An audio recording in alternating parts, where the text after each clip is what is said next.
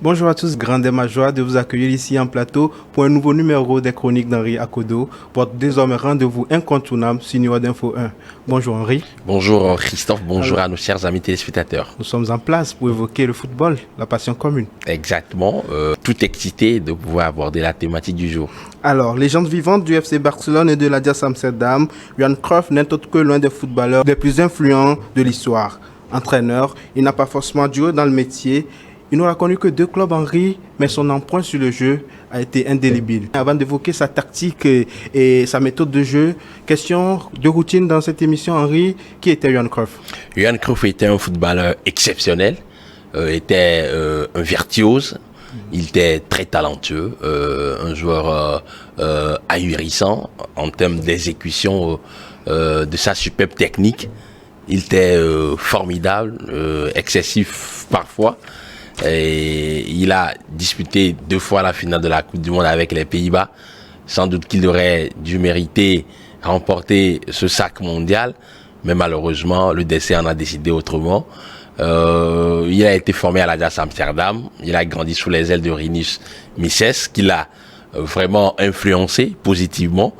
Il a également évolué avec le FC Barcelone et quand il a terminé sa carrière, vous l'avez évoqué, il s'est adonné à ce métier d'entraîneur et où il a dirigé l'Ajax Amsterdam de 1985 à 1988 et le FC Barcelone de 88 à 96 et justement c'est sous son magistère que le FC Barcelone a remporté son premier trophée de Ligue des Champions. Au-delà de ce titre, il a marqué l'histoire du football en implémentant un dispositif assez intéressant, le football total, le football spectaculaire, offensif, basé sur le jeu en triangle à ce club du FC Barcelone. Et derrière, certains de ses disciples qui ont été ses anciens joueurs ont essayé de perpétuer cette tradition dans ce mythique club catalan qu'est le FC Barcelone. Avant d'en venir à ses disciples, vous avez évoqué maintenant à l'instant Rinus Michels, son mentor,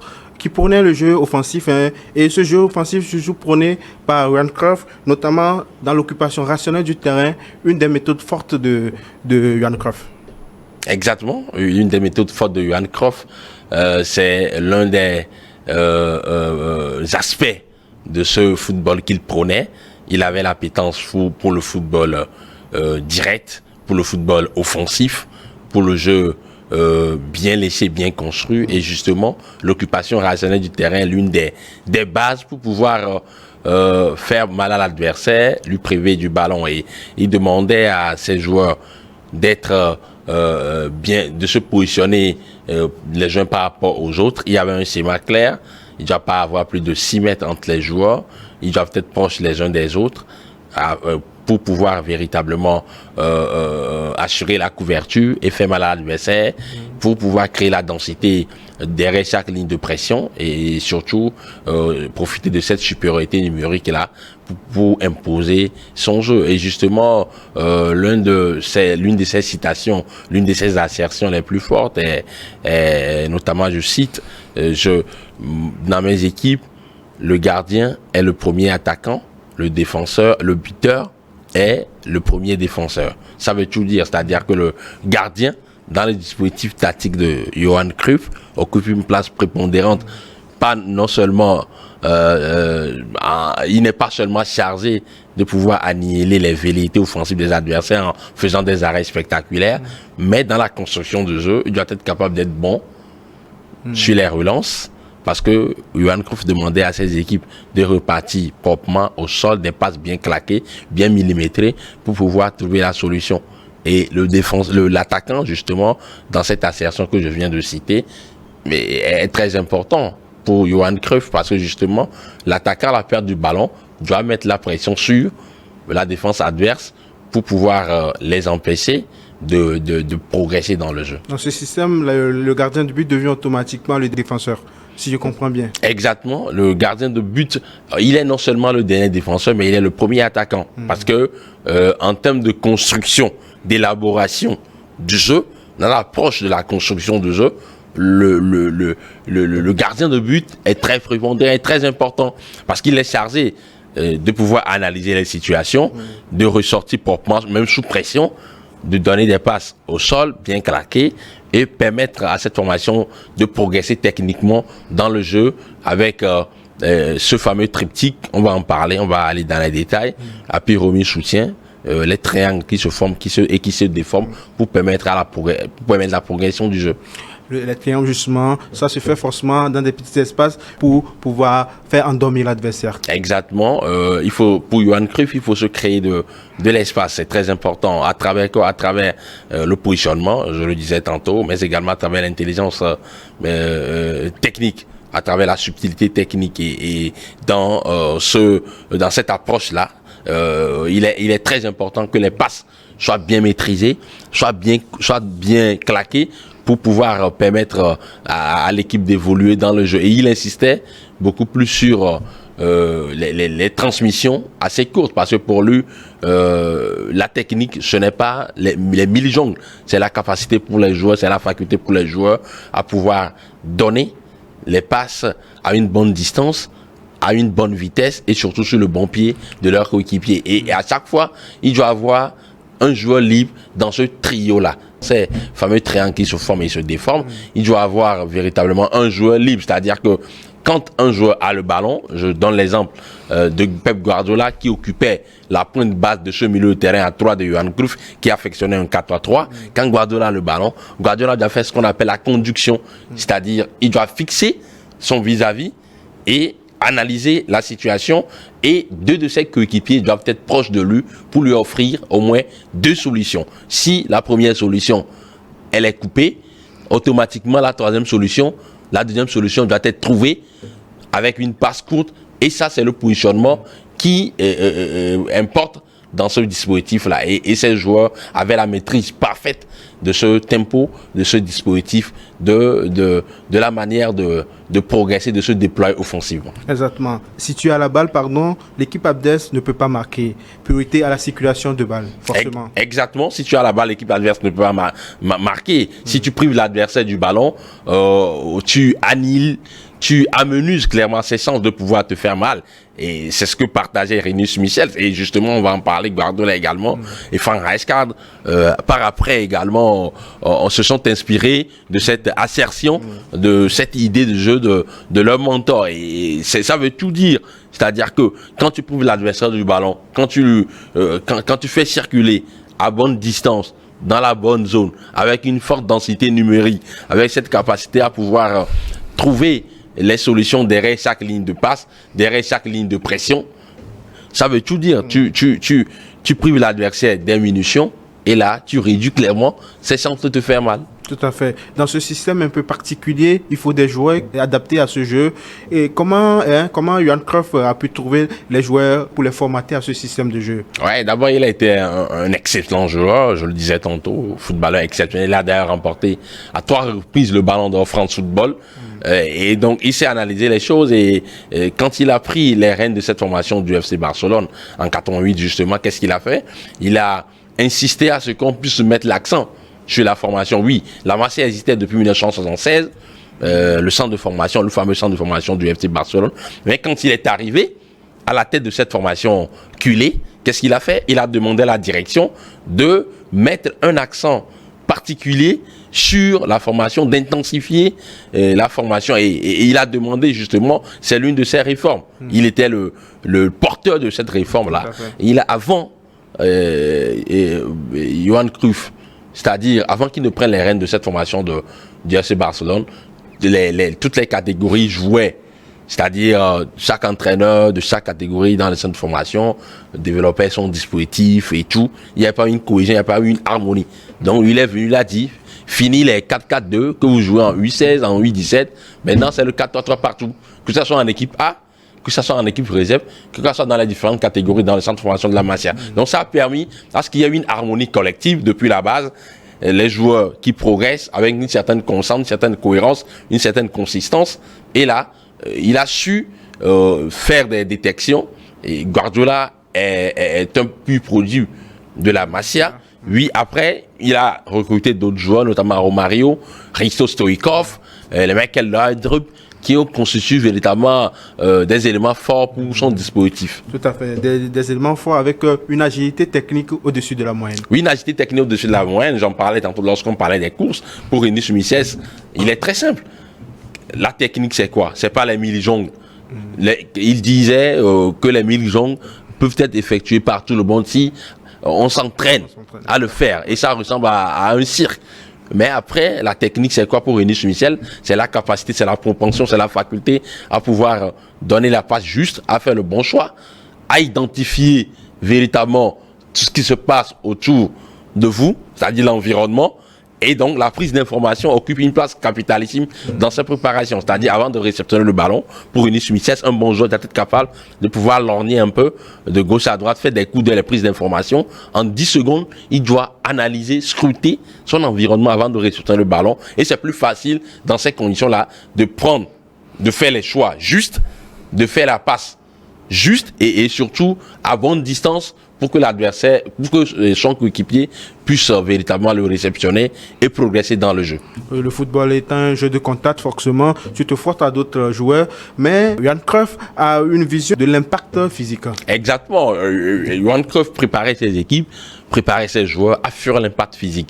Pour lui, l'impact physique, oui, les joueurs doivent faire des courses à haute intensité, doivent être permanemment en mouvement, en perpétuel mouvement, et pour pouvoir véritablement trouver des solutions, parce que pour lui, un joueur qui a le ballon doit avoir les 9 autres joueurs qui doivent être en mouvement en réalité, pour pouvoir lui faciliter la tâche et trouver une solution, soit à l'intérieur ou sur les côtés, ou véritablement en profondeur.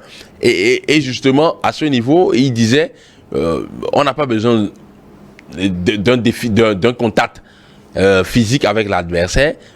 À ce jeu-là, les adversaires, pour pouvoir amenuiser, détruire un peu l'idée du jeu du FC Barcelone, arrivaient très lancé avec beaucoup d'agressivité. Pour lui, il suffit de prendre l'information avant de réceptionner le ballon, sur les prises de balles, d'être très juste dans ces prises de balles, contrôle orienté par exemple, pour mettre l'adversaire dans le vent, ou soit être très technique pour l'éliminer, soit par le dribble, ou soit par la passe. Donc voilà un peu ce que proposait Johan Cruyff à ce niveau. Il n'était pas pour les affrontements, mais il était pour la superbe technique. Parce que avec l'intelligence tactique, le placement et la superbe technique, vous faites quoi? L'adversaire, vous le provoquez, il tombe dans le panneau, dans la surface de réparation par exemple. On a vu Messi à plusieurs reprises sur un contrôle orienté, sur la prise d'information, par la passe, il met l'adversaire dans le vent. Et si l'adversaire il sort de son gond, il vient, il le heurte et c'est quasiment un penalty. Et Romario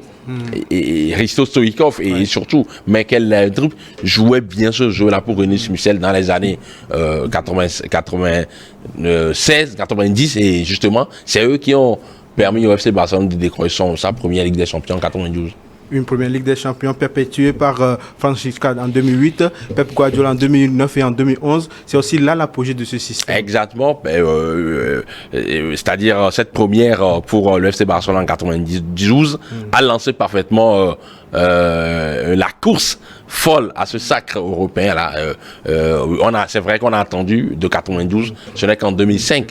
Pas en 2005, plutôt en 2006. En 2006, exactement, au Stade de France, à Paris, face à Arsenal, que le FC Barcelone a décroché son second sac. Mais c'est pas faute d'avoir essayé, parce que depuis la fin du règne de Johan Cruyff en 96, le FC Barcelone est toujours réputé pour être un club très joueur, qui prend le beau jeu, un club qui prend un football léché, total, au sol, avec beaucoup de qualité technique, beaucoup de vitesse, et les talents ont fleuri là-bas. On ne va pas parler de Lionel Messi, ils sont nombreux, Xavi, Iniesta et autres. Et justement, Guardiola, quand il a pris les rênes de cette équipe en 2009, Guardiola, il le dit clairement, l'un de ses idoles, c'est Johan Cruyff et bien évidemment et Rémi Michel également, qui était le mentor de son maître, Johan Cruyff. Il s'est inspiré de Marcelo Bielsa et là il a perpétué la tradition.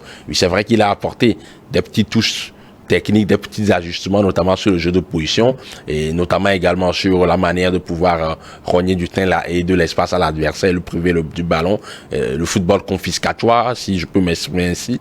Et justement, on a constaté que ce dispositif-là a été efficace pour lui parce que en 2009, il a remporté la 3e Ligue des Champions pour le FC Barcelone. En 2011 également, il a humilié quasiment Manchester United à Wembley. C'était pratiquement 80% de possession pour cette finale que le FC Barcelone avait remporté sur le score de 3-1, ce qui est évocateur un peu de l'hégémonie de ce dispositif, de ce logiciel tactique prôné par Johan Cruyff, même après son départ du FC Barcelone. Tout à fait, parce que Johan Cruyff mettait l'accent sur la Masia. C'est ce qu'a fait exactement Guardiola, parce que son équipe de 2009 et de 2011 qui ont été sur le toit de l'Europe, cette équipe est constituée à 90% des joueurs de la Masia, notamment sur le milieu de terrain, 100% Masia. Donc c'est aussi ça la force. Guardiola a bien suivi les consignes données par son mentor. Et clairement, il les a améliorés d'ailleurs. Il est parti de ce dispositif-là, très intelligent qu'il est. Il s'est inspiré un peu d'autres ingrédients, d'autres grands entraîneurs. Je parlais tantôt de Marcelo Bielsa, il ne faut pas occulter Luis Van Gaal, mais également cet ancien entraîneur de l'Espagne, Luis Aragonés, exactement, qui a permis à l'Espagne de remporter la Coupe d'Europe en 2008.